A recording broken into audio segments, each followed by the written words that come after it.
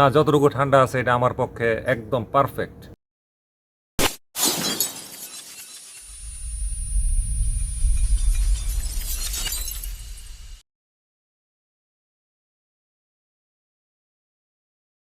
হঠাৎ করে খেজুরের রস টান দিল, আর খেজুরের রস এমন টান দিছে, এই টানের চোটে এখন বাজে হচ্ছে ভোর রাত্র 3:55। বেরোয় গেছি খেজুরের রস এর টান উপভোগ করার জন্য। ঘুটঘুটে অন্ধকার রে, ঘুটঘুটে অন্ধকার। বসিলা ব্রিজ এত বড়, এর উপরে বর্তমানে আমি ছাড়া কেউ নাই। আমি একমাত্র বান্দা যে এখন বসিলা ব্রিজের উপর দিয়ে চলাচল করতেছে। এসে একটু দাঁড়াইছিলাম আসাদ গেট সোনার বাংলা পেট্রোল পাম্পের এখান থেকে আমার ট্যুরের আরও একজন পার্টনার আসছে, ওনার সাথে অবশ্য 2 জন, সর্বমোট আমরা যাচ্ছি হচ্ছে 3 জন। এই মাত্রই উনি আসলো, স্পটে যাই তারপরে পরিচয় হবে। হারুন ভাই চলেন, রেডি? হ্যাঁ, হারুন ভাই আসছে তার একজন স্বজনকে নিয়ে, ভালো হয়েছে। ওয়াও, যাত্রা শুরু হয়ে গেল। যাই রস রস। বছর এমন সময়ে রস খেতে গিয়েছিলাম, আমার আসলে দেখা গেছে কি একটা 3 বছর রস খাইতে যাওয়া পড়তেছে। গত বছর যখন গেছিলাম তখন আমাদের যে একটা সংগঠন আছে FCB free wheelers club BD limited, তাদের সাথে সবাই মিলে আমরা একসাথে গেছিলাম। কিন্তু এইবারে যাচ্ছি আমি একা, আর ওইদিকে আছে হারুন ভাই আর হারুন ভাইয়ের স্বজন, মাত্র 3 জন। আরে এতটা রাস্তা চলে আসছি অথচ এখন ইন্টারভিউ দেয় নেই। তো হ্যালো ভিউয়ার্স, কেমন আছেন সবাই? আশা করি আপনারা প্রত্যেকে নিশ্চয়ই ভালো আছেন, সুস্থ আছেন আর নিরাপদে আছেন। চলেন এনজয় করেন। রস রস রস রস। বাসা থেকে যখন বের হই তখন ভাবতেছিলাম প্রচুর ঠান্ডা পড়বে, কিন্তু না, আমি যেরকম ঠান্ডা প্রত্যাশা করছিলাম ওইরকম ঠান্ডা পড়ে নাই। তবে এই যে মাত্র আমার কিন্তু কাশি উঠে গেল। কাশিটা এখনও ঠিক হয় নাই, অনেক দিন ধরে ভুগতেছি এই সমস্যায়। ঠান্ডা এখনও সে অনুপাতে পড়ে নাই আমি যা আশা করছিলাম। ও, ঠান্ডা যদি বাড়ায় না পড়ে তাহলে রসে কি আর মজা পাওয়া যায়? তাড়াতাড়ি আমি যেতে যেন ঠান্ডা আরও ব্যাপকভাবে পড়ে, না হলে রসে কিন্তু মজা হবে না। জাহাঙ্গীরনগর বিশ্ববিদ্যালয় এলাকা সব পার হয়ে চলে আসছি। দেখাই দিছি কোন জায়গায় যাচ্ছি। স্পটে চাইয়া নেই স্পটে। এতক্ষণে গিয়ে মনে হইতেছে ঠান্ডাটা লাগছে, হাতের আঙ্গুল টাঙ্গুল সব ঠান্ডা হয়ে গেছে। গ্লাভস টাভ যা আছে, ফুল ফিঙ্গার গ্লাভস সব ঠান্ডা পানি হয়ে গেছে। এই তো এই ভাই, গত বছর এই ভাইয়ের কাছ থেকে এখানে খাই গেছিলাম। এটা হচ্ছে কবিরপুর, সাভারের কবিরপুর। তো ভাই কি অবস্থা আপনার? আপনার নাম্বারটা কিন্তু এখনো আছে। আচ্ছা, এগুলো জাল টাল দিয়ে ভালো করে ঢাকা রাখেন তো, বাদুর টাদুরের। হ্যাঁ, দেখেন পরে কিন্তু ভাই আরেক দরবার লাগাইবেন। আচ্ছা, এই হচ্ছে অস্থির। কেবলমাত্র ফজর রাজানটা দিছে, আর এমন সময় এসে এখানে পৌঁছাইছি, কেবলমাত্র ফজর রাজানটা দিছে। আল্লাহ জানে কেমন ঠান্ডা হয়। আমার তো গলার অবস্থা এমনিই খারাপ। যাক, বিসমিল্লাহ করে খাওয়া শুরু করি। না, যতটুকু ঠান্ডা আছে এটা আমার পক্ষে একদম পারফেক্ট, মানে একটু কুসুম গরম ঠান্ডা টাইপের আর কি, একদম পারফেক্ট।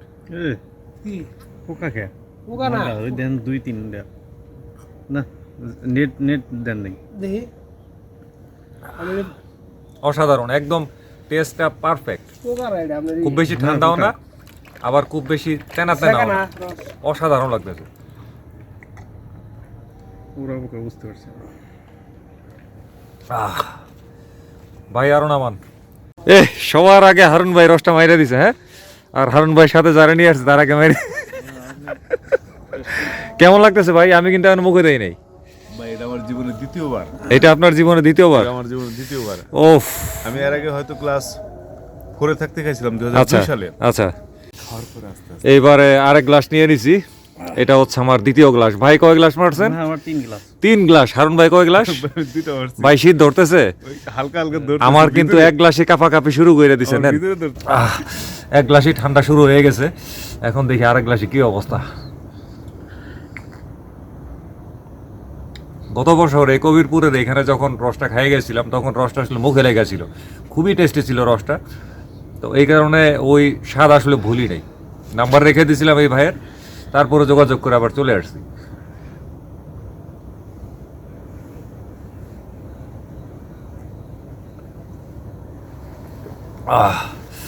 এখন মনে হইতেছে একটু ঠান্ডা লাগছে, এখন হাতটা আস্তে আস্তে ঠান্ডা হয়ে আসতেছে। তো যাক, অবশেষে রস খাওয়া শেষ করে ফেলাইছি। এই একটা পাতিল আনছিল আমাদের জন্য, এক পাতিলে কতটুকু ভাই? 6 কেজি, পার কেজি হচ্ছে 120 টাকা। তো এখন আমরা মোটামুটি আমি খাই ফেলাইছি, মানে 4 গ্লাসে ধরে হচ্ছে এরকম একটা গ্লাসে, কই ভাই গ্লাসটা কই, ও এরকম 4 গ্লাসে হচ্ছে 1 কেজি। তো আমি খাই ফেলাইছি হচ্ছে 5 গ্লাস, তার মানে 1 কেজি প্লাস। হারুন ভাই মনে হয় 2 কেজি খাই ফেলাইছে। 7টা খাইছি মনে হয়, 7টা। আর হারুন ভাইয়ের সাথে যে আসছিল ক্যামেরা ধরে আছে, আপনি কয়টা? হ্যাঁ, আমি 5টা খাইছেন। মানে আপনি আর হারুন আমি ভাই, ফার্স্ট। আমি আর আপনি সমান সমান। হারুন ভাই হলো 5, আমি আবার এদিকে আমার আব্বুর জন্য নিয়ে নিয়েছি 2 লিটার প্লাস্টিকের বোতলে করে। এই হচ্ছে অবস্থা। হাইওয়ে দিয়ে আসার সময় যতটুকু না ঠান্ডা লাগছে, খেজুরের রস খাওয়ার পরে ঠান্ডা আরো বাইরে গেছে। আর খেজুরের রস খাওয়ার পরে কিন্তু নিম্নচাপ অনেক বাড়ে। আমার অলরেডি নিম্নচাপ একবার আমি ত্যাগ করে আসছি, হারুন ভাইও ত্যাগ করে আসছে। অবস্থা ভাই, ঠান্ডা কেমন লাগে? আমি এটা আলহামদুলিল্লাহ পুরো বাঘা হয়ে যাইতেছে না।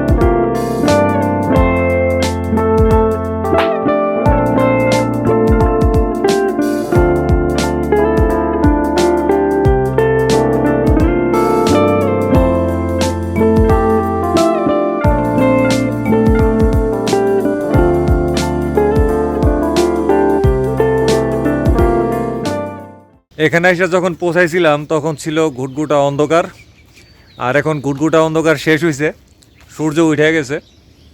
ওই তো ওই সাইডে হচ্ছে সূর্য দেখা যায়, ক্যামেরায় আনতে পারতেছি না, একটু ঘুরাইলাম।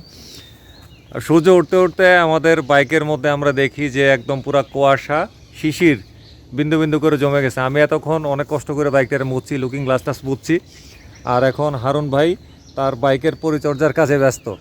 তো ভাই, রস টস তো আজকে খুব ভালো করে মাইরে দিলেন, জীবনের স্মরণীয় রস আজকে মারছেন। 7 গ্লাস সর্বনাশ। আমি তো 5টা মাইরে অবস্থা খারাপ, আপনি 7টা মাইরে দিয়েছেন।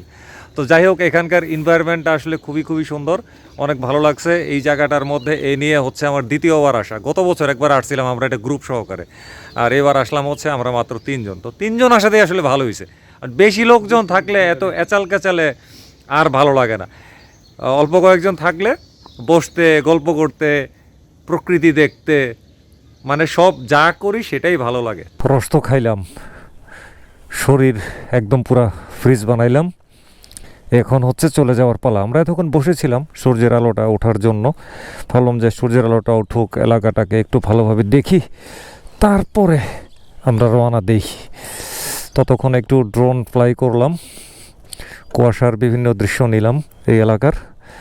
এখন হচ্ছে আমাদের অন্য দিকে মুভ করার পালা।